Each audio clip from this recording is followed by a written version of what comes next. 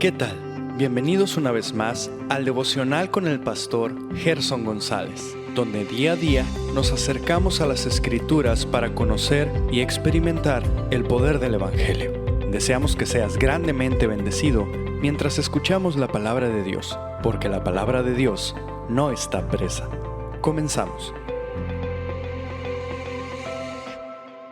Dios te bendiga. En esta ocasión vamos a continuar revisando el tema de los himnos, de los cánticos del Nuevo Testamento y de cómo ellos nos inspiran a alabar claramente a nuestro Señor Jesucristo. Cuando pensamos en el efecto que la palabra de Dios tiene en nuestra alabanza y en nuestra adoración, yo me hago la pregunta: ¿será acaso necesario cantar este tipo de canciones que a veces cantamos en algunas de nuestras congregaciones, donde repetimos y repetimos y repetimos la misma frase no sé cuántas ocasiones, y que para muchos eso es una gran canción de alabanza o de adoración al Señor? Cuando tenemos por lo menos estos 30 cánticos en el Nuevo Testamento, sin considerar la himnología del Antiguo Testamento, las porciones de poesía bellas en el Antiguo Testamento que se concentran en adorar el nombre del Señor. Así que las palabras de Pablo deben tener una idea firme y clara en nuestros corazones cuando el apóstol Pablo habla en Colosenses 3:16, hablando entre vosotros con salmos, con himnos y con cánticos espirituales. Lo mismo que en Efesios 5:19, cantando y alabando al Señor en vuestros corazones. Así que para Pablo los himnos, los salmos, los cánticos, las oraciones, los dones deben provenir del Espíritu Santo. Claramente lo dice en la primera carta a los Corintios, cuando habla de las oraciones y los dones. ¿Qué pues? ¿Oraré en el Espíritu? Primera de Corintios 14:15. Pareciera ser que el apóstol Pablo insiste en estos versos en que debemos hacer todo esto con el Espíritu Santo. Mira Romanos 8:26. De igual manera el Espíritu nos ayuda en nuestra debilidad, pues ¿qué hemos de pedir como conviene? No lo sabemos, pero el Espíritu mismo intercede por nosotros con gemidos indecibles. Ahora, no limita la obra del Espíritu Santo solo al cántico, solo a la oración, sino que claramente en el pasaje de Romanos 8 está diciendo que el Espíritu Santo obra a favor nuestro cuando nosotros entramos en oración delante del Señor. Respecto a los dones espirituales con los que Dios ha querido soberanamente bendecir a la iglesia. ¿Por qué digo soberanamente? Porque los dones espirituales no es algo que nosotros ganamos, pedimos o alcanzamos por nuestro tiempo en la iglesia, sino que Dios los otorga soberanamente. Es la manera como Él nos capacita. Dones no son meros talentos humanos, sino virtudes que proceden del Espíritu Santo.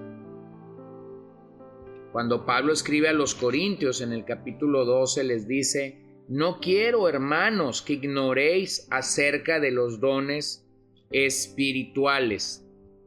La expresión ahí neumaticón es un genitivo en plural, lo cual nos hace pensar que no es una virtud, sino son virtudes que proceden del Espíritu Santo. Así que cuando pensamos en todos estos himnos inspirados por el Espíritu Santo, pero dados a autores humanos, autores que los escribieron, que los entonaron, que los cantaron y que alguien más los tomó. Así que vamos a pensar en esos autores. María, la Madre del Señor, esta santa mujer de la que en un par de ocasiones en los relatos de los evangelios escuchamos decir que María meditaba en todos estos asuntos con respecto a su hijo. Zacarías, el padre de Juan el Bautista, era un hombre justo delante de Dios, irreprensible en todos los mandamientos y las ordenanzas del Señor, según Lucas 1:6. Veamos el caso de Simeón, Lucas 2:6. Era un hombre piadoso, el Espíritu Santo estaba sobre él, por el Espíritu Santo le había sido revelado que él conocería al ungido de Jehová. Esto me llama la atención porque verdaderamente vemos la obra providente de Dios en todos estos asuntos. Lo vemos claramente en el caso de Simeón, cuando por medio de el Espíritu se le ha revelado o se le ha mostrado que conocerá al ungido de Jehová. Mira como Lucas 2:27 lo dice: movido por el Espíritu fue al templo, y cuando los padres del niño Jesús lo trajeron para cumplir por él el rito de la ley, Simeón tomó al niño en sus brazos y bendijo a Dios diciendo: ahora, Señor, permite que tu siervo se vaya en paz conforme a tu palabra, porque mis ojos han visto tu salvación, la cual has preparado en presencia de todos los pueblos, luz de revelación a los gentiles y gloria de tu pueblo Israel. Y los padres del niño estaban asombrados de las cosas que de él se decían. Simeón los bendijo y dio a su madre María y dijo a su madre María: este niño ha sido puesto para caída y levantamiento de muchos en Israel, y para ser señal de contradicción. Y una espada traspasará aún tu propia alma, a fin de que sean revelados los pensamientos de muchos corazones. Bueno, qué maravilloso testimonio el que el doctor Lucas nos da acerca del cántico de Simeón. O podemos pensar en Juan el apóstol, el autor del cuarto evangelio, de 3 maravillosas epístolas y finalmente el libro de Apocalipsis. Él también fue inspirado por el Espíritu Santo y vio visiones que Dios le dio, pero antes de eso había escrito el prólogo de su evangelio, un himno tan lleno de cristología. ¿O qué decir de Pablo? Era el apóstol y el maestro de los gentiles. Realmente él tuvo visiones de las cosas celestiales, incluso al ser transportado al cielo.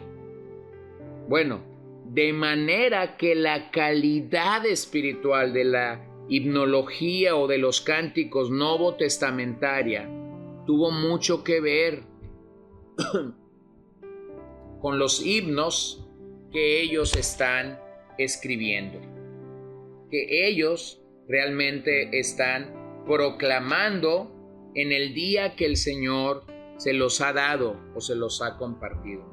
Y yo creo que cuando escuchamos el tipo de himnología que hoy se canta, nos damos cuenta que hay una carencia de verdadera espiritualidad, de verdadera teología, de verdadera doctrina en los cánticos de hoy.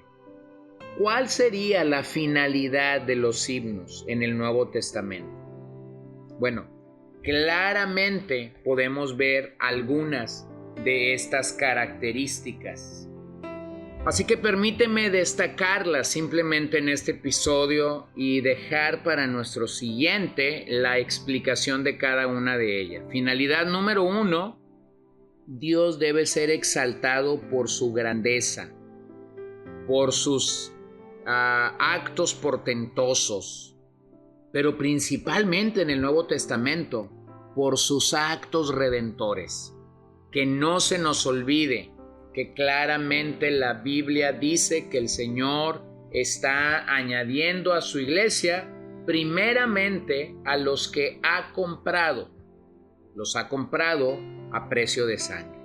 La segunda finalidad es instruir a los creyentes en los misterios de la fe cristiana.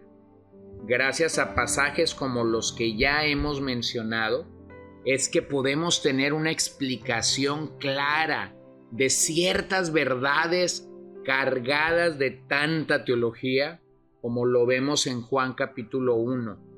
Tercer finalidad de estos cánticos, defender la fe de falsas enseñanzas que se habían infiltrado en la iglesia del primer siglo. Al momento de cantar estas doctrinas, al momento de alabar a Dios con estos pasajes, es que nosotros vamos llenando nuestra mente y nuestro corazón de esas grandes verdades cantadas.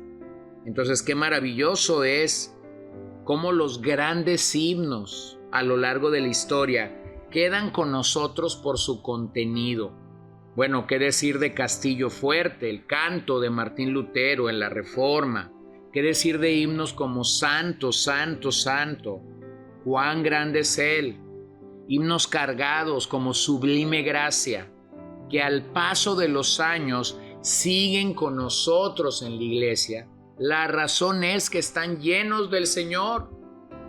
Número 4, la cuarta finalidad es establecer la centralidad de Dios y Jesucristo en la fe cristiana. Esto verdaderamente es fundamental. La fe cristiana no debe estar basada en un cantante. Cuando el día de hoy pensamos en los cánticos o en las expresiones de alabar y de adorar el nombre de Jesucristo, una gran cantidad de personas lo único que puede pensar es en el cantante que entona esa canción. Pero la adoración en el Nuevo Testamento no está enfocada en el cantante, en quién escribió la letra, en los instrumentos, en si hay estos efectos y estas plataformas con luces que tenemos el día de hoy. No es así. El enfoque adecuado es la centralidad de Dios y de Jesucristo a lo largo de la historia de la fe cristiana. Así que yo quisiera animarte a que tomes estos cánticos, a que exaltes el nombre del Señor, alabemos el nombre del Señor por lo que Él es y por lo que Él hace. Y bueno, he tenido que tomar una buena cantidad de tiempo para explicar y aún un episodio más para llegar a estos cantos y entonces poder leerlos y meditarlos juntos. Que el Señor te bendiga esta mañana, que el Señor sea engrandecido en nuestras vidas, que el Señor sea el centro de nuestra adoración el próximo domingo que estemos en nuestra iglesia local. Que Cristo sea glorificado ahora y por todos los siglos. Amén. Gracias por acompañarnos el día de hoy. No olvides compartir este devocional con todos tus conocidos y recuerda que puedes seguirnos en Podbean, Spotify y Facebook como CCBN Los Mochis para que puedas escuchar todos los mensajes, los devocionales y también seguir nuestras transmisiones en vivo. Esperamos que nos acompañes el día de mañana. Que el Señor te bendiga.